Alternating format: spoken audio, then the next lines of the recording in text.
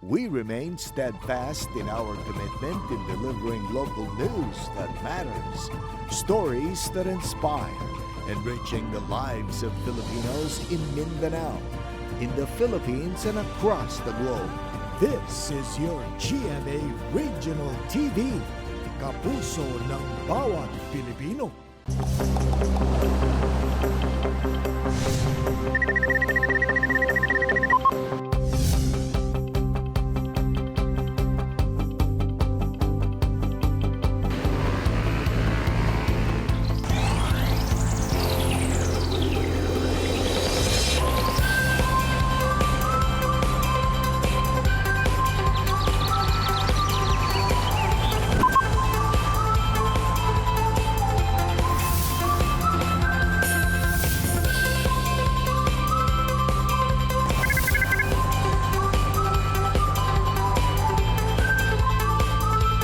Kini ang At Home with GMA Regional TV. Good morning and have a productive Thursday mga kapuso all over Mindanao. Ato sang kamustahon ato mga kapuso sa Dato Udinsin Suwat ug Upi sa Maguindanao Province. Sa may buntag, Mayong buntag sab Jill ug mayong buntag sab labi na sa mga taga Bonifacio ug Calamba sa Misamis Occidental Province. Mga kapuso, karong buntaga dungan natong i-discover pa ang kaanindot sa atong isla sa Mindanao. Pinaagi sa internationally acclaimed award-winning Mindanaoan photographer nga si Glenn Palacio aron iyang i-share ang iyang mga experience ug kung unsa kanindot ang atong isla. samtang say sa mga mommies out there, tutok lang mo kay ato makauban ang breastfeeding ug lacto-vegan advocate nga si Mami Trisha May Liam. Samtang sa Business Matters, makauban at ni Resi ang founder sa Rope nga si Tommy Gaston ug atong sayron kung unsa kana kining ilang ginahanyag nga produkto alang sa mga gustong maging fit and healthy. Mga kapuso, usa na sab sa akong mga paborito nga pagkaon ang atong itampok din hilang sa Cumbira Express. Bitaw ang akong all-time favorite nga adobong manok. Apan, ngano kahang pinasahi ang pagkalutoan ni Sai? Well, kay karong buntaga Jill, lutuan kita ni Maria Iluminada Garcia og adobong manok nga may gata.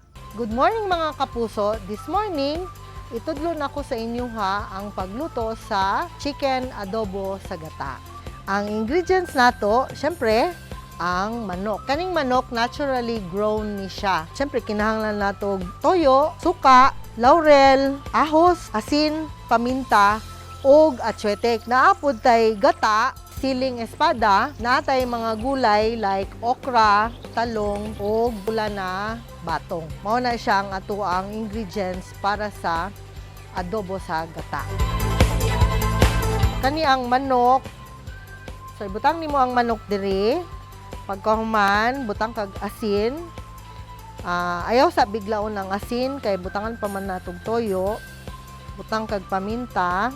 So, ang sikreto nako pag nag-aadobo ko kay ako sang tunawon sa nako ang asin dito sa manok. Pagkahuman, butang na pud nimo ang toyo. Ayaw lang pud kayo pa sobra, okay? Gamay lang. Usually yung portion ng toyo tsaka suka 1:1. Kaning suka ni sa lubi kanang tuba. Tapos butangan nimo ahos, mas lami kung dagan ng ahos. Butangan na nimo og atsuete kay mao ni siyang magpakolor. Pagkahuman kaning laurel, mga duha lang ka dahon, imusang anaon. Pagkahuman, ato na ni siyang pabukalon kadali. Mga 20 minutes lang ni siya. Okay? So ato na ning takas. So kani, pwede na ni siya. Kani, lapot na Wapo na siya. Luto na po ang manok. Pwede na nimo ibutang ang gulay. Kung gusto ka gulay, kung dili ka gusto na gulay, kanilang sili imong ibutang, ana.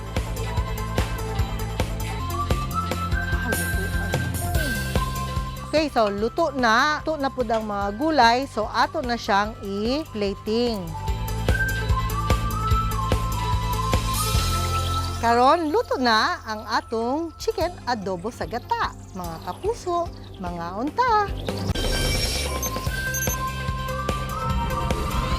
Mga kapuso, karong buntaga, makisabay kita sa mga laag ug atong i-experience ang mga travel photos sa atong guest Sanglit usa lamang siya sa mga pride sa Cagayan de Oro tungod sa mga internationally acclaimed travel photos niya sa nagkadaiyang lugar. Ug aron tagaan kita ug pahapyaw sa obra sa atong guest ug aron mas ma-explore ang Mindanao, let's watch this. Huwag lumakbay dahil ang daming nagsabi. Huwag kang sumama dahil lahat ay pumupunta. Huwag mong puntahan kasi ito ay maganda. Kahit saan man ang destinasyon, maglakbay ka dahil nasa puso mo ang pagiging isang maglalakbay. Umalis ka dahil ito ang nasa damdamin mo. Puntahan mo kasi ito ang nagbibigay kapayapaan sa pagkatao mo. Sa mga lakbay ko, binuksan ko ang aking isipan. Ginawa kong advokasya ang aking fotografiya at binigyan ko ng importansya ang pagsulong sa pangangalaga ng ating kalikasan at kultura. Di ko inakala na ang mga larawan ko ay magwawagi sa Pilipinas at sa buong mundo. Ang tanging layunin ko lamang ay maipakita na tayo ay nagbibigay importansya sa mga lupa na ipinagkatiwala sa atin.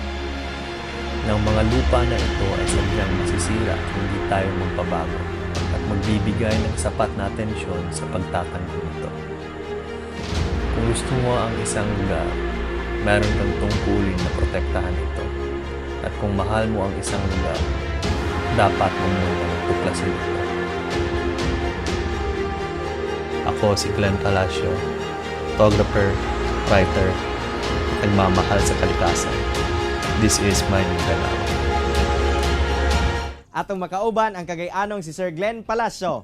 Sir Glenn, mayong buntag kanimo og dayon sa At Home with GMA Regional TV. Kamusta? Mayong buntag, Cyril. Mayong buntag, mga kapuso. Salamat sa pag-atag sa akong panahon nga na ako dani karon sa inyo nga makastorya bahin sa atong mga nindot nga mga lugar o mga pictures nga atong nakuha ani nga mga lugar. Sir, a short background no, paunsa ba nagsugod ang imuhang hilig sa pagkuha og mga litrato? Nagsugod ako paghilig sa pagkuha og litrato tungod sa amahan. Sa una, kada makauli siya gikan abroad, magdala na siya og mga anindot na mga pictures sa iyang mga biyahe. Dito po ko na hilig nga nakita nga daghan day sada nga mga lugar dapat turan. Lingaw po mo kapot og kamera. Sir, sa imuhang mga obra, unsa pud ba ang sagad nimo mga subjects o nganong kanisab ang imuhang mga ginapang pili? Ako, isa ko sa apo sa mga indigenous people sa Bukidnon. Na akong lola, isa to siya ka talaandig. O para sa ako, nga the more ko gaadto sa bukid, the more ko ga biyahe, ga tan-aw sa ilaham, dokumentar sa ilaha, the more ko gakahatagan o murag fulfillment sa kinabuhi. Nakakita po na ako ang ilahang kaagi, ang ilang kalisod, o isip isa ka photographer o writer, para sa ako, murag nahimo siyang responsibilidad, nahimo siyang advokasiyang tabangan sila pamaagi sa pagpicture, pagsulat sa ilahang kaagi, o mapasabot sa mga katawhan, kaning mga tao, kinahanglan og tabang. Sa imuhang journey, Sir Glenn, no, unsa-unsa na ba nga mga hulagway ang nakahatag kanimo og dungog mapa-national o international level? Ako ang pinakauna nga Pilipino ni daog sa Wikipedia nga photo contest. Ang kato siyang picture kay ang Blue Water Cave sa Quezon, Bukidnon. Nahimo kong 6th place sa Tibok Kalibutan. O mga pila lang kaadlaw ni Labay, nahimo po kong 16th place sa Tibok Kalibutan sa Wikipedia Lab Sculpture. O kato siya nga picture sa Bukidnon gyapon. Daghang salamat, Sir Glenn, sa imuhang oras nga gihatag sa At Home with GMA Regional TV og more moments to capture. Salamat, Cyril. Chillax lang mga kapuso, mubalik pa ang At Home with GMA Regional TV. Kini ang At Home with GMA Regional TV. Mga kapuso, ani ana si Attorney Resi Rizada alang sa Business Matters. Resi! Maayong buntag mga kapuso, atong bisita karong buntaga mag-ambit ka nato mahitungod sa usa ka dulaan ng kaniadto karon kay magamit na isip usa ka fitness tool ug ato pong diskubrehon paunsa niya nagnegosyo pinaagi niining. Curious ba mo mga kapuso? Well, atong ilailahon ug atong i-welcome din sa At Home with GMA Regional TV si Tommy Gaston, ang founder ng Rope. Maayong buntag, Sir Tommy, ug welcome dito sa At Home with GMA Regional TV. Kumusta po kayo? Okay lang, thank you so much, Resi, and good morning sa mga kapuso and Rope Nation around the world. It's Rope with a letter D and a letter T. Nako, unsa ba gid ang tama nga paglitok ani sir o paunsa pud mo nag-come up sa brand name na Rope? Na-came up ni nga brand name, 2 reasons. So, one reason is, kanang itong millennials lang, bitaw, di ba, na-DT sa last. So, ang ikaduha din nga reason is, branding siya nga trend. Gitawag na itong wrong spelling branding. Muna ang 2 reasons is, millennials lang siya at the same time, kanang itong trend nga wrong spelling nga branding. Pero ang pronunciation, Rope.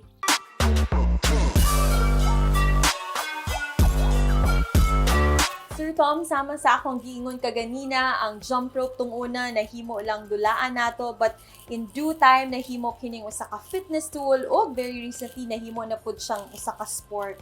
From your experience, Sir Tom, paunsa man kini gidawat sa komunidad?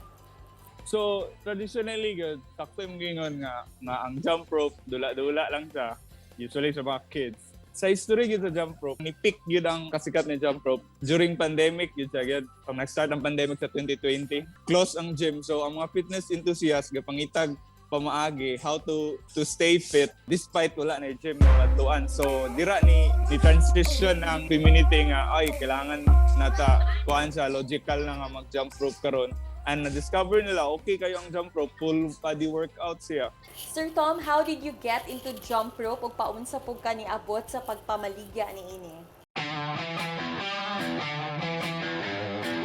I-create na ko si rope.com sa May 7, 2020. So, kung makita nimo sa Instagram karon or sa internet, ang mga jump rope yun, ang mga may na kayo jump rope, same lang yapon mi nag-start na sa pandemic, yun nag-start sa May.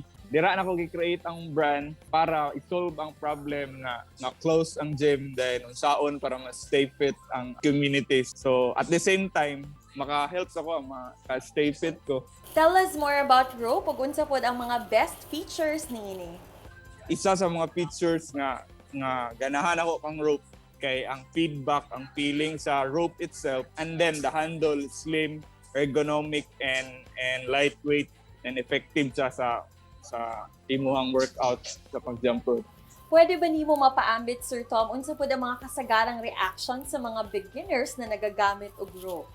Kato, ganahan sila kay lightweight and then mas feel nila ang rope. Dayon, ganahan ko sila kay ako manggod kung makapalit ka sa rope. Dili lang na human na dira napay marami tawag after service dito. Mga tudluan di ka nga inani ang sakto nga form, inani ang sakto nga pag-care sa jump rope, inani ang sakto nga paggamit niya. Lang feedback lahi siya, premium ang feel, and then ang customer after service pagod kay dili ka biyaan ni rope, tudluan ka and reply siya sa mga DM. So, to.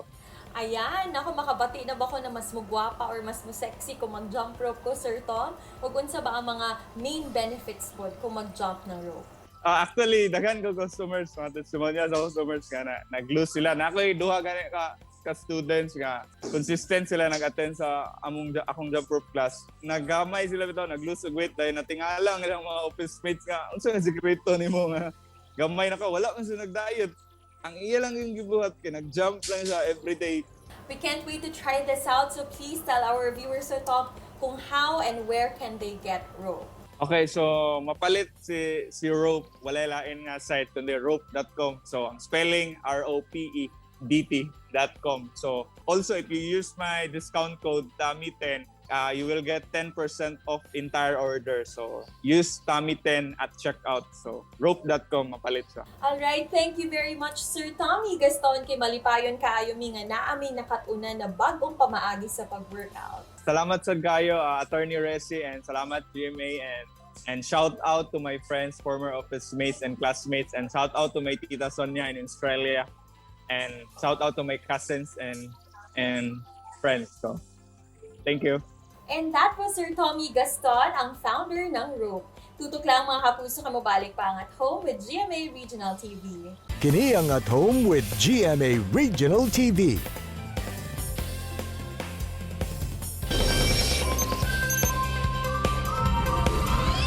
This Thursday morning mga kapuso, dungan tang makakaton o ma-inspire sa usa ka Dabawenya ma'am kung asa nahimo niyang advokasya ang pag-promote sa kaayuhang hatod sa breastfeeding. Ato makachikahan si Mami Trisha Mayliam. It's a great morning, Mami Trisha, ug welcome din sa At Home with GMA Regional TV. Kamusta, ma'am? Maayong buntag, and I am doing fine, and I want to greet also everyone maayong buntag sa mga kapuso sa Mindanao. Ug una nato hisgutan no ang mahitungod sa mga tips ug importance sa ining breastfeeding. Gusto pa kanamo mas maila-ila pa, Mami Trisha. Can you please tell us about your family? Yeah, so again, I am Trisha Maylim. I have 2 kids, isa turning 5, ang isa turning 13. And both of them are born September. I am a licensed English teacher, pero I already resigned as a teacher back in 2018. Well, great to hear that, Mami Trisha, no? And by the way, paunsa ba ka nag-start ni ining nahimo kang usa ka advocate og breastfeeding? Yeah, good question. Basically, Jel, I began in 2016 when kanang give birth ko sa ko ang second child, si Hunter. Katong time na to, 2016, wala jud kaayo siya good support system. So, I resorted na ako na lang good sarili ko naghanap ng mga support. At the same time, naghanap ako ng barato lang na lactation cookies. So dito ko nag-start akong business and nag-start ko ako ang advocacy. And dito na ako nag-focus. After ato, pa-train ko being a breastfeeding counselor with a certain group in Luzon. Ano na to from there. Mami Trish, unsa ba ang kining sagad ng mga misconception or malpractice ni ining breastfeeding? First of all, nipple pain is not normal. So, sila sakit daw. Pero kung mag-prolong na ang sakit, it means mali na ang latch ni baby.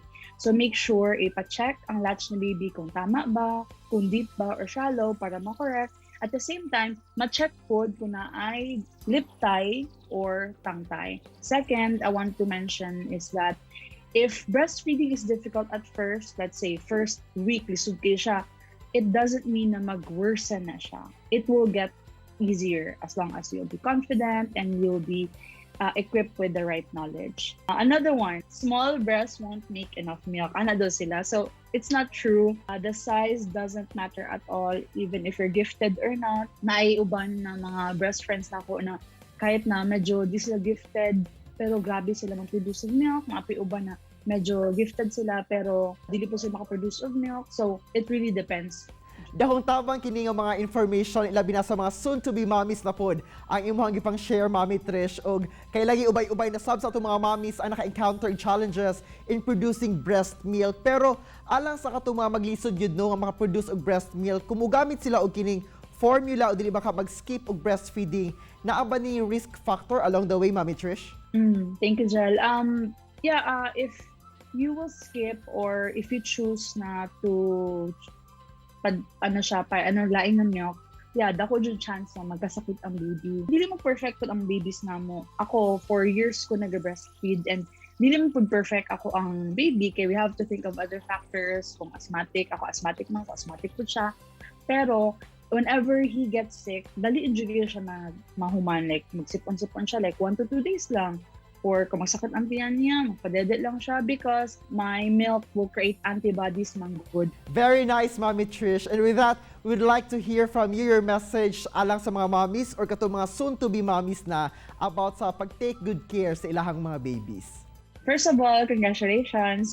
That's a new journey and it's such an honor and privilege to have a new baby and to take care of, makita niyo mo sarili sa baby. So, be grateful first of all of that gift kasi dili man tanan naka-imong baby. And I want you to know na our bodies are made for a reason, especially our mammary glands or our breasts. So make sure to trust lang and also make sure to reach out to your family. Kay kung wala yung support system, lisod jud kaayo. Daghang salamat, Mami Trisha, for making time with us this morning og padayon sa pag-inspire sa mga mommies nga sama pod nimo. Og amping always. You're welcome, Jill, and thank you as well for having me here.